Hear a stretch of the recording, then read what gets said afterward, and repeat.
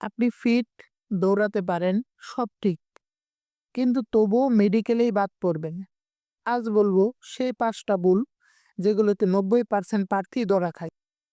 সমস্যাগুলো জেনে নিয়ে নিজের সাথে মিলিয়ে দেখতে পারেন যে আপনি এর মধ্যে কোনো সমস্যায় আক্রান্ত নয়তো। বিশেষ করে শেষের সমস্যাটিতে সবচেয়ে বেশি লোক আক্রান্ত হয়। সমস্যা নাম্বার 1, ভেহিকলস বেন্ড। এই সমস্যাটিতে বাহিনীতে আবেদনকারী প্রায় ১০ থেকে ২৫% প্রার্থীর ভিতর পাওয়া গেছে। এখানে মূলত একজন প্রার্থীর পায়ের পিছনের রগ ফুলে যায়। এটার কারণে একজন প্রার্থীকে মেডিকেল থেকে বাদ দেওয়া হয়। সমস্যাটি থাকলে নিচে কমেন্ট করে ফ্রিতে পরামর্শ নিতে পারেন। Number 2, colour band. বাহিনীতে আবেদন করা ১০ থেকে ১৫% প্রার্থীর মাঝে এই সমস্যাটি পাওয়া যায়।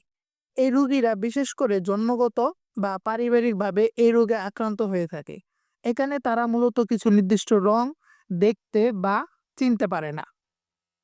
নাম্বার 3, ফ্ল্যাট ফুট বা প্রশস্ত পা। বাহিনীতে আবেদনকারী ১০ থেকে ২৫% প্রার্থীর মাঝে এই সমস্যা পাওয়া যায়, যেখানে তাদের পায়ের নিচে তেমন কোনো ফাঁকা স্থান থাকে না। এই সমস্যার কারণে বাহিনীতে নিয়োগপ্রাপ্ত হওয়ার পর দৌড়ানো কষ্ট হয়, তাই তাদেরকে প্রাথমিক মেডিকেল থেকেই বাদ দিয়ে দেওয়া হয়। সমস্যাটি থাকলে নিচে কমেন্ট করতে পারেন। চতুর্থ এবং সবচেয়ে গোপনীয় একটি রোগ হারপিস।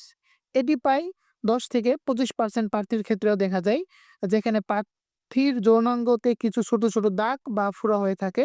এমনটা থাকলে যত দ্রুত সম্ভব চিকিৎসকের পরামর্শ অনুযায়ী চিকিৎসা করেন। পঞ্চম এবং সর্বশেষ, উচ্চতার সাথে ওজনের মিল না থাকা। আবেদনকারী প্রায় ৪০ থেকে ৫০% প্রার্থী বাদ পড়ে এই কারণে।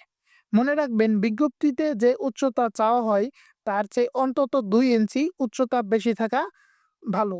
এবং অবশ্যই আপনার উচ্চতা এবং ওজনের মাঝে ভারসাম্য থাকতে হবে।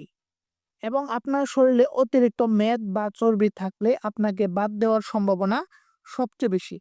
আরও অনেক সমস্যার জন্য বাহিনীর মেডিকেল থেকে বাদ দেওয়া হয়, তবে এই কারণগুলো সবচেয়ে বেশি সংখ্যক লোক বাদ পড়ে যায়। তাই উক্ত সমস্যাগুলো থাকলে দ্রুত চিকিৎসা করেন অথবা ফ্রিতে পরামর্শের জন্য নিচে কমেন্ট করতে পারে। ভিডিওটি ভালো লাগলে অবশ্যই একটি লাইক এবং চ্যানেলটি সাবস্ক্রাইব করতে ভুলবেন না। ধন্যবাদ সবাইকে।